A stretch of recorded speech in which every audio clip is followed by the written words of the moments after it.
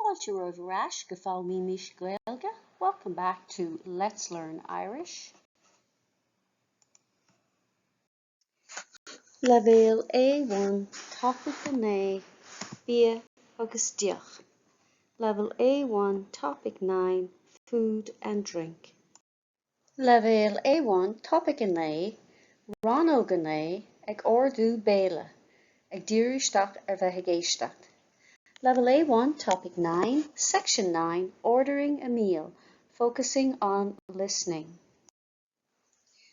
Ag Ordú Béile, le múna, cineálacha éagsúla bia agus dí a animnú agus bia agus deoch a ordú.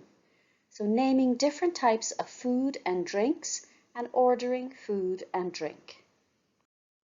Beg an filiog ag Ordú Béile uit don gníomhaíocht seo. You'll need the handout ordering food for this activity. There's a link to the handouts and the notes in the description box below. Ag Ordú Béile, ordering a meal. Éist le Maria agus Éimeann ag Ordú Béile sa bhíolann agus cuirteach leis na rudaí a dúirdigh siad. Listen to Maria and Éimeann ordering a meal in a restaurant and put a tick beside the things that they ordered. Plushig tú an bhír a dhá uair. You will hear the sound file twice. Ag Ordú Béile. Tá Maria agus Éimeann I Míle. An bhfuil sibh réile háardú? Tá, ba bhailim arán Gaeilge agus an san íosc le thoil. Go bra, bhaileat prétaí, salad nó rís leis níosc. Prátaí le thoil. Agus tú héin? Fáil agus rís má sé de halaí. Go maith, bhaileat héin roimh chuirsa? Níor mhaith gur a maithigad. Míle Buíochas a ráite gom, má sé de halaí. Agus a gom sa freisin? Bhailibh Deoch. Glúine féinna le thoil, agus glúine isce chomá. Tá me sig teamaint mar sin glúine isce gur a maithigad. Go bra fad, gur a maithigah. Ag Ordú Béile. Tá Maria agus Éimeann I Míle. An bhfuil sibh réile háardú? Tá, ba bhailim arán Gaeilge agus an san íosc le thoil. Go bra, bhaileat prétaí, salad nó rís leis níosc. Prátaí le thoil. Agus tú héin? Fáil agus rís má sé de halaí. Go maith, bhaileat héin roimh chuirsa? Níor mhaith gur a maithigad. Míle Buíochas a ráite gom, má sé de halaí. Agus a gom sa freisin? Bhailibh Deoch. Glúine féinna le thoil, agus glúine isce chomá. Tá me sig teamaint mar sin glúine isce gur a maithigad. Go bra fad, gur a maithigah. Ag Ordú Béile, ordering a meal. Muscéalaí, the narrator. Tá Maria agus Éimeann I Míle. Maria and Éimeann are in a restaurant. An freastalí. An bhfuil sibh réig le háardú? Are you ready to order? Maria. Tá, ba bhailim arán Gaeilge agus an sin íosc le do thoil. Yes, I would like garlic bread and then fish, please.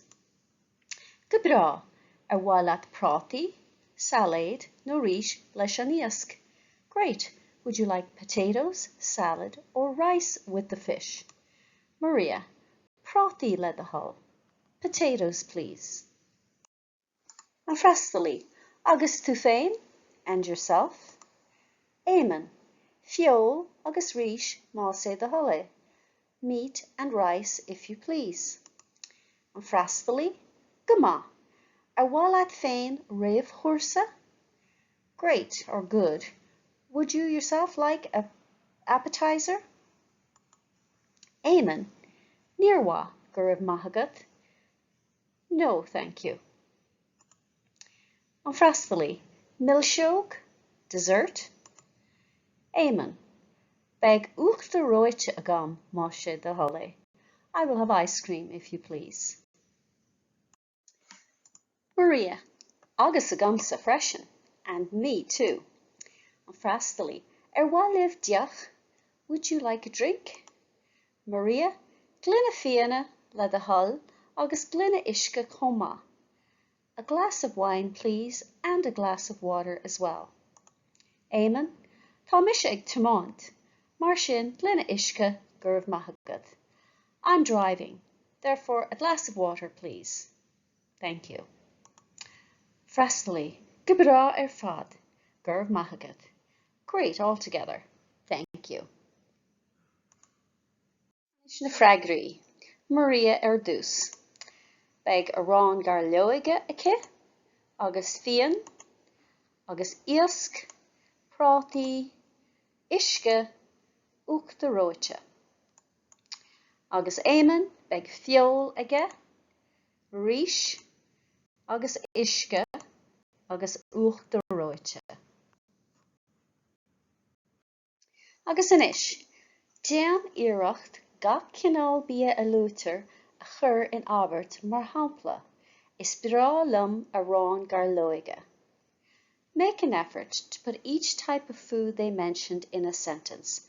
For example, is bra lum a rán gar loige, I love garlic bread. Agus shahiad na focal, here are the words, a rán gar loige, garlic bread, fian, wine, salad turkey, fruit salad, fiol, meat, iasc, fish, prátaí, potatoes, ríis, rice, isce, water, té, agus uachta róite. Agus cíiste. Inis, éiste ríis leis an script, agus an sin lé amach os ordé. And now listen one more time with the script and then read it out loud. Ag Ordú Béile. Tá Maria agus Éimeann I Míle. An bhfuil sibh réile háardú? Tá, bhhailm ar an gárlóige, agus an san iasc le thuil.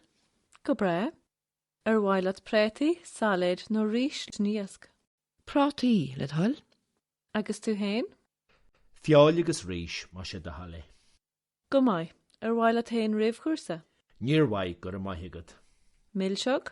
Buíochas ráite gom, má sé de halle. Agus a gom sa freisin.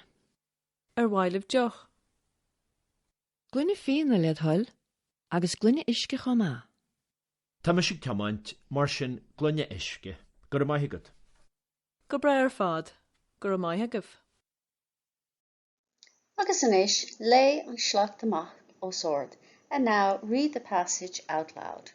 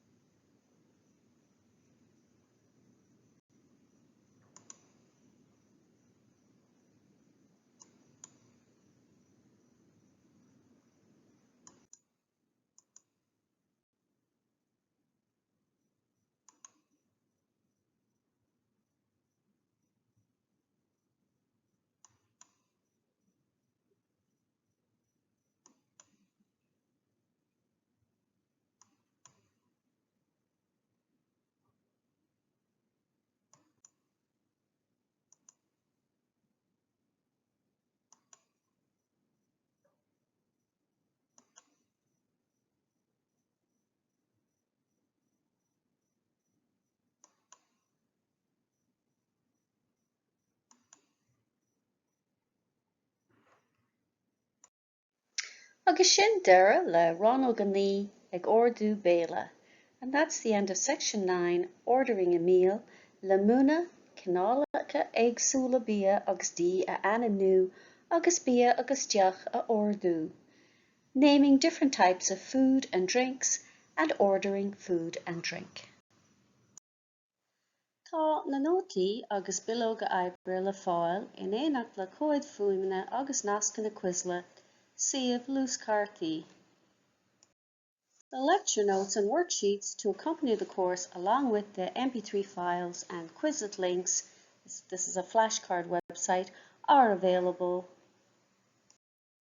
The original files are available to download at Theastas Eorpach na Gaeilge, teg.ie, or edited versions can be found at my website, simplyjacinta.com. Direct link is in the description box below. Míle buíochas the Theastas Eorpach na Gaeilge as cead a thabhairt dom úsáid a bhaint as na háiseanna closamhairc atá le fáil ar a suíomh. Many thanks to Theastas Eorpach na Gaeilge for their information to use, the learning materials and resources that are available on their website. Tásúlgam gur bhain sibh tanna bhas. I hope you enjoyed it and got some use out of it. If you did, like and subscribe and share with your friends who may be interested in learning Irish.